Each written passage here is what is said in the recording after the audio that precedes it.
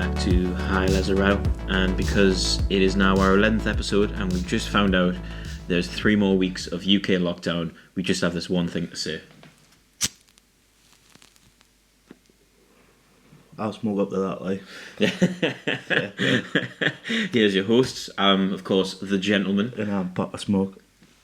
Now, guys, so if anyone that's only just tuned in for this one, we watch films during this lockdown to kind of keep ourselves sane. We then, of course, talk and review these films. The films that we are looking at is Total Films, 100 Most Influential Films of All Time. And I decided that I was going to test my own beliefs in film and my own opinions, and I chose to watch The Abyss. Yeah, so we all, well, I don't know if the listeners know, but I know personally that you're not a fan, really, of James Cameron movies. I'm not, no. And so you challenged yourself to watch one that I recommended. Yeah. I've got a little thing to say on that recommendation. I feel it was a misrecommendation. I might have gassed it up a bit in the last podcast, and I don't know if this film warrants that kind of gas. Well, I'll tell you how I feel about it shortly. This film did give me a lot to think about. I am in some ways grateful that I've watched it. But of course, if anyone doesn't know The Abyss was directed by James Cameron. James Cameron is technically the most profitable director out there, holding the record for a number of years of having 2 of the biggest grossing films of all time domestically. Of course, some of his films he's done, his earlier stuff was Terminator. He broke out in the scene with that. Well, out of his list, his repertoire, I've got to feel like that's probably one of my favourite out of it. There's not a lot of great James Cameron films there out. Yeah, I mean, but that's one of them I do like. I get why people love the Terminator. Of course, after that, he was a part of Aliens 3, which, of course, as far as the Alien franchise is concerned, he's did quite well. He then went to do The Abyss, and then after that, he's done Titanic, which everyone knows and every middle-aged mother on the planet loves. And, of course, he's also done Avatar. Now, the reason before watching this film I didn't like James Cameron is kind of a weird one, because I just kind of inherently didn't like him. And I never really got challenged as to why I didn't like him. And this film's been really good because I've had to watch it and think about what it is about James Cameron I don't like. But as far as Avatar is concerned, and I want to get this off my chest now, Avatar annoys me. Why was this? The reason it annoys me is because the storyline it has is the same as 20 other films that I can name from the top of my head right now that is exactly the same. For example, Fern Gully, Pocahontas, Last of the Mohicans. Okay, basically any film that tells you men are bad, nature's good. Now, it's not a secret that I don't like the Avatar films. It lacks story, but of course I get why everyone applauded its CGI. It was different than anything else. But what does bother me is that it was number 1 on the list of most profitable film of all time for so long until the new Avengers came out. And Avengers definitely deserves to be on top of that list ahead of Avatar. Well, my little take on James Cameron and his films is he tends to sell out a bit on the fact that he just lacks in quite a good story in that of character development. Mm-hmm. Yeah. Even in this film, I've had a lot to say that the story's a bit just ridiculous to the point that I don't know if anyone's watched the film, but necessarily the plot goes that these DC divers. Yeah, I think we should clarify every podcast there's spoilers as well at this point in time. I assume people know that. Yeah, well, I mean, if not, shut your ears. But anyway, so the precipice of the story is that these deep sea divers get hired by the US Marines, I think it is. Yeah. To recover a sunken US warship, like submarine that had nuclear warheads on, and they've got to then go on the sub, find out who's alive, and unbeknown to the deep sea divers, the US Marines have a agenda to recover these nuclear warheads. Yeah. But in all that, there's a underlying subtext story that there's deep sea aliens. Civilization. I like to think right now the most appropriate way to talk about the film is to use that meme with the scientist with the crazy hair and just go, aliens. Aye, because the aliens don't really come into the story a lot. They're just Yeah, like, I mean- which is we're gonna have one little. Yeah, talk on it. let's talk about the good points of the film first, I think, because there's a lot of bad, but I want to at least get out of the way what I felt was some of the good points. Now, number one, the budget was used well. Okay, so you're pretty far deep. Yeah, I don't feel like I'd said a lot, but for what it's worth, the production of the film was fantastic. For many that didn't know, and I didn't know until I was researching into this, is that most of the film was shot inside a half-built nuclear reactor, and it was in America, and they were building this. It got half built, and they left it alone. And then years later, James Cameron, or at least one of the producers for The Abyss, had bought the land, and they turned it into a film studio. And the big metal turret, the drum. They filled with water, and a lot of the underwater scenes they did, in fact, shoot underwater. That was one of the things that personally for me stood out when I was watching it. I was like, the set design for this is immense. Because there's basically, like, when we're walking around that sub, all the underwater shots is all real. There's no, like... The lighting for it all is fantastic It is. as well. It's lit totally beautifully, and the shots of, like you say, them traversing through this sunken sub, which is in the film, but obviously what you were saying, they've just sunk out like an old nuclear reactor. Yeah. It really felt real, because it looked like a sub, you know what I mean? And they've obviously thought a lot into that, and they've probably done a lot of research to what the inside of a submarine looks like, and like what the inside of a like underwater kind of base would be, like a mining base or mining like hub, what it would actually look like inside. And they've done a lot of research in this deep sea diving area, which obviously James Cameron himself personally is a fan of, because he's done a lot of things. He's done a lot of time. deep sea, yeah, and he holds records for like deep sea diving and stuff. So it's obviously a personal interest to him, and you can see that he has a love for this, so he puts a lot of it into the film. I've got to say, the effort he's put into this film is definitely more than a lot of other films I've seen him do. Because and he I will obviously give has him a that. true passion. You can see that for that kind of thing. Absolutely. I mean, yeah, it seems like the research has definitely been made, and yeah, a lot of it was actually shot beautifully. It was, I very much like the idea of like reflections on, when characters are talking next to water. And I didn't know this until I worked on a job once, and I watched a camera team do this. But they get like a tray of water, like a tray, like fill it with like smashed mirrors, like smashed mirror. Then put water on it, and then bounce light off it, and that's how you get that like very bright, that's cool, underlight for character. And I thought it was really cool. But, other things I did like about it was there was some moments that were actually shot very nice.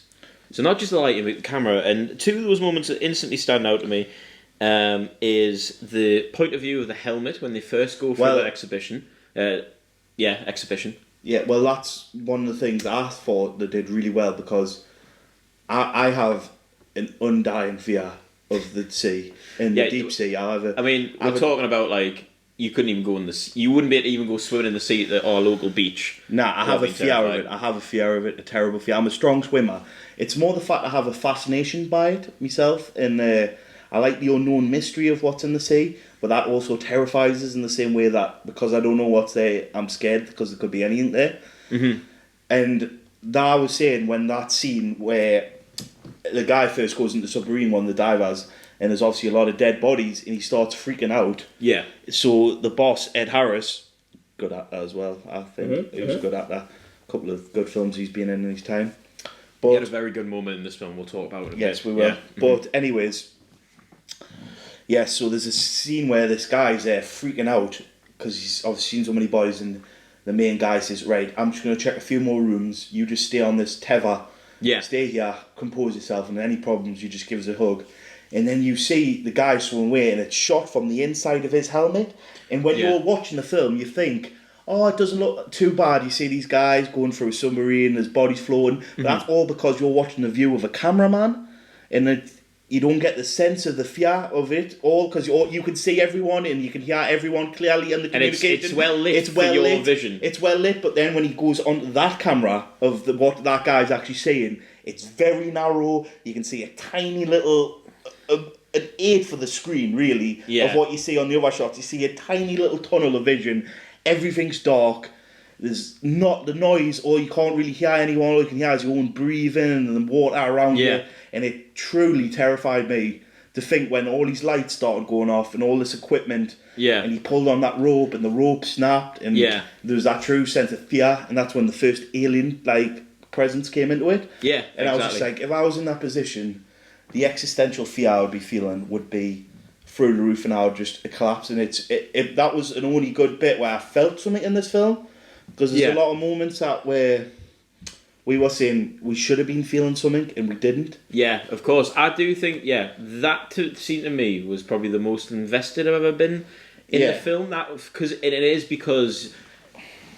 it's an audience journey, and I think that's something that James Cameron does in a lot of his films, is that his films aren't necessarily a character's journey, but it's more about the audience's journey. And that moment there worked really well. Another moment I did like was when the submarine was kind of caving in and the doors were getting shut.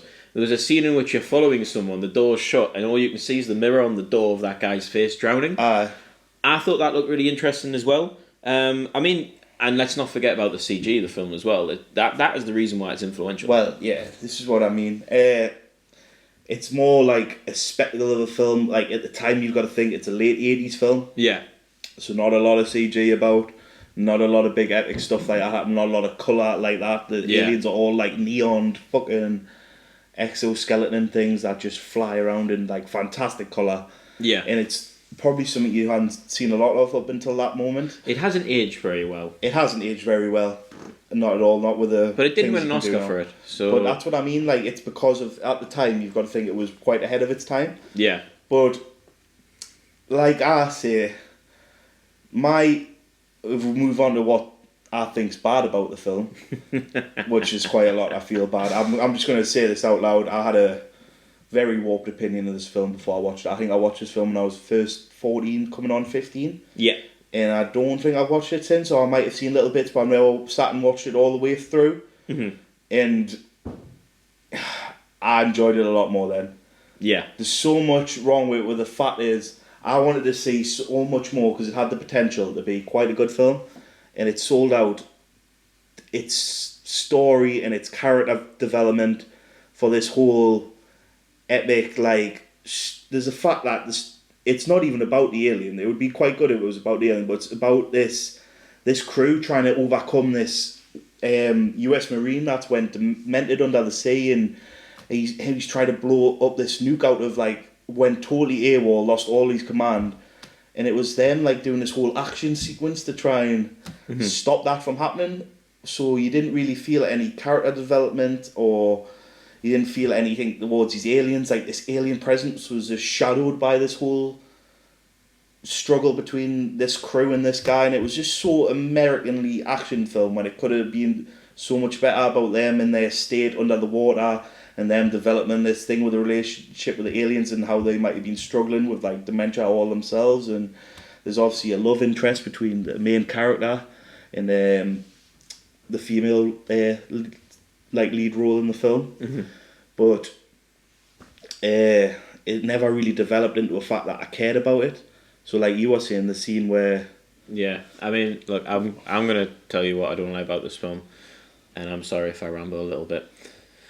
But there's one particular thing I want to say first off. Fuck you, James Cameron. Okay, fuck you. Right. I'm sorry, right? First off, what I don't like about this film is the portrayal of the syndrome that guy, the Navy SEAL, is dealing with. It's called HPNS. And if you actually look at the symptoms of that, it had nothing to fucking do with what was going on in that film. No. It was such a terrible portrayal of a very serious psychological trauma someone can receive. Now, it is also incredibly American, like you said. I feel that the aliens is what wanted me to get... the idea of the aliens is what wanted me to watch it. And they reveal the aliens way too soon. But then also, the aliens are hardly ever in the film. They reveal them very early, then have no build-up to them later in the film, where they just turn up and save the day, basically. Yeah. It's not a lot in between. It's very... So much time and effort is wasted on the action sequences. Yeah. When what its strongest points could have been is the character portrayals. Now, in particular, the character development is so underwhelming. There is no build-up, so therefore the payoff that they're trying to perceive in the second half just doesn't add up. No. And I said at the very beginning, the rat was the best character in the film. That relationship with the rat and his owner, which was more just comedy value than anything else. And yet, you know, actually, hold on, is the rat even alive at this point in time? I've just realised you stopped seeing the rat. You stopped seeing the rat halfway through. You do, actually. I mean, rest in peace, that rat, okay? It was the VP of the whole film, okay? It was the best part about it. Well, I say there was only one relationship that I kind of cared about, and it was the relationship between the female lead role and the male lead role. Yeah. And their love interest, obviously, they were a divorced couple before this happened, and then obviously through this tragedy, they kind of started finding love again. Yeah. And there was a scene where he swum her back because they were stuck on this pod that was crashed, and he swims her back to the main hub, but she dies on the way, and he's trying to resuscitate her, and it's a very long, uncomfortable resuscitation, and it goes on a lot longer than it should. But his acting in that kind of saved it. But then before that, I felt no development towards the characters. So I was watching this harrowing scene of this guy trying to claw his lover back from the brink of death. Yeah, I just felt no emotion towards it whatsoever. You know what? Where credit's due, he acted that. He did. That's the only thing that kept us in the scene was the fact his acting was on par in that specific that scene. Anyways, I mean, I think. See, what you're saying in context is trying to say that this should be a really investing story. Yeah. But unfortunately, they don't build up enough that relationship between the two characters. If you look at this film, to me, is very similar to many films which are a group of desperate rogues that have been out to do a mission that has never been experienced by Earth before. And I'm talking about films like Armageddon and Interstellar. But them two, what they have that this film lacks is emotional depth. It does, yes. And it's because in those two films, you actually see what these guys are like at the beginning of the film. And you don't see that this year. It's literally this slap straight into the submarine. And what I cared about was, it took me a while to understand who was who. And in fact, there is a main character in the film, but then you're not really following the main character closely until after 20 minutes of the first part of the film. Because it's so busy building up this idea of aliens at the very beginning for you to raise suspicions. But then the aliens don't have a big part to play in it. And that, to me, is the biggest problem with James Cameron. He cares too much about the spectacle, too much about what he can do, being at the front line of all technology. And I don't really think that's really a credit that he deserves. I think it's the people part of that team that deserve that recognition. Well, exactly. He sells out. I feel he sells out on what could be a great film in the fact of other aspects, but he just always is looking at the big payoff and the big spectacle of whoa, look at this whole city at the end. It was all based on the fact that they just flew through this magical underwater alien Atlantis, and you're like, was that even necessary? Because I didn't give a fuck about the aliens because you haven't built them up. The film made you not give a crap about the aliens. I was just like, I don't give a fuck anymore because you showed us at the start. Then you had us watching some fucking crew chase a stupid, demented US Marine around in some kind of catch me action film. Yeah. That I just didn't give a shit about because I've seen a million of them. Then right at the end go, why there's this massive underwater Atlantis. It's like I'm meant to go, wow. Fuck it. Look, James Cameron is a good filmmaker. He is a good filmmaker because the films he makes is good. So by definition, he's a good filmmaker. But what bothers us about him is he's not a good person. I mean, I wouldn't say that. But no, I'm just... there's so many films that have so much more effort put into it. Yeah. Why are his films regarded as some of the best films ever made is beyond me. And it's simply because he made a lot of money. The film made a lot of money. That's what I mean. How is he not really... I don't think he's a good filmmaker. I would say he's a good director in the sense that he doesn't make great films, but he directs a cast to perform a spectacle that pays off to an audience. He does make the right... If you want a film to make money, you get him in. That's what I mean. He'll make the right calls at the right time, but he's going to lack on a fucking story, he's going to lack on a character, and he won't really give a fuck. He's like Michael Bay in that sense, that stuff is just going to blow up, and stuff's just going to... That's a fucking different kettle of fish. He's the worst of the worst. But that's what I feel. You're just going to... get a guy who directs this and makes this spectacle, but you don't get a true filmmaker. Yeah. You get no story, no love. I'd like to close with this thrilling review of this very optimistic review of The Abyss. But for me, there's two big things that you need to think about when watching the film. And the film makes a lot of money, and it is a blockbuster, and that's because you got to think, well, it's making money, so surely people are enjoying it because they're watching it. And I think it simply is for this reason: is that the film, the person that's in the roller coaster for the film is the audience in this. It is actually like a theme park ride, where most films, the people in the roller coaster are characters that you get to watch and follow. And so to that degree, that thrill factor of the film, I totally abide by. That it's great that people want to make films like that. But once again, like I said, for me, a character journey and real art is always going to be more important. That's the stuff that's going to inspire people. Exactly. Like, this is a film to clearly just be entertained. Yeah, this is a film that entertain your kids or something. Well, that's why I feel like I had a misjudgment of it, because when I was younger, I kind of looked for that cinema. I wanted to be entertained because I was like 14, 15. I just wanted to see stupid flying cities of aliens and things blow up and all this drama of chasing a nuclear warhead. And it was all fun at the time, but now that I'm mature and I want a bit more, it's not for me. Like, it really isn't. Yeah, look. Hats off to James Cameron, to be honest. That out of all the films that I've had to sit and endure through, that one was probably the most enjoyable. Thank you for many things you do. I'm not looking forward to Avatar 2, 3, 4, 5 and 6. Final words. What do you rate this film out of 10, mate? 3, 4. Let's give it a 4. Let's be nice. I mean, it's influential, yes. Good film, no. Right. I've just realised I was so worked up about watching this film that we've instantly put the. Usually we have a bit of time to think about this film, but with this film we had such a powerful reaction from it. We wanted to just get it off our chest straight away before we had time to be more forgiving about it. Yeah. Now, but what this has given me a chance to do, because we've now, out of this book, we've picked so many films have been mentioned now. We are starting to run out of easier options. So rather than giving you 3 that I've kind of pre-thought about, I'm going to pick them at random. Okay. Yeah, I'm going to change it up a little bit. I'm going to pick it from random. Let's just see how this all goes. I would like to throw to you The Thin Blue Line. Yes. Which is an Errol Morris reconstructed documentary. I am then going to say The Searchers. I mentioned them before, but that popped out to us again very quickly on the screen. The Searchers, which is a Western. Okay. Yeah. And then finally, I am going to pick... I'm going to say this one at random. Victim.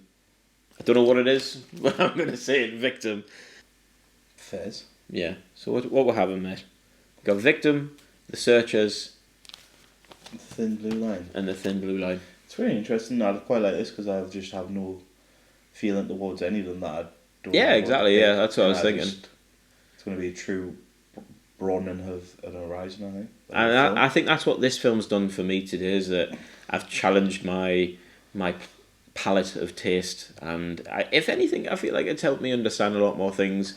Particularly what I do and don't want to be as a filmmaker. Just do not be James Cameron. But to know where credit is due as well. So I'll pick 3 films and we'll broaden our horizon. What we're thinking. Okay, well, I'm just going to go Thin Blue Line because I've just not thought about it, and that's the first thing that's going to head. So that's good though. I like that because it's a documentary. Yeah, we haven't watched the documentary yet. This is going to be the first documentary. So that's what I was thinking as well. That kind of jumped out to us a little bit. So I'm interested to see what it's like. That's perfect. Right, I like that. Amazing. Well, guys, this has been a journey. I do apologise for the amount of ranting we've done in this episode of the podcast. But of course, this has been Hi Lazzarato. I am the gentleman. And I'm Papa Smoke. So goodbye, my lover. Goodbye, my friend.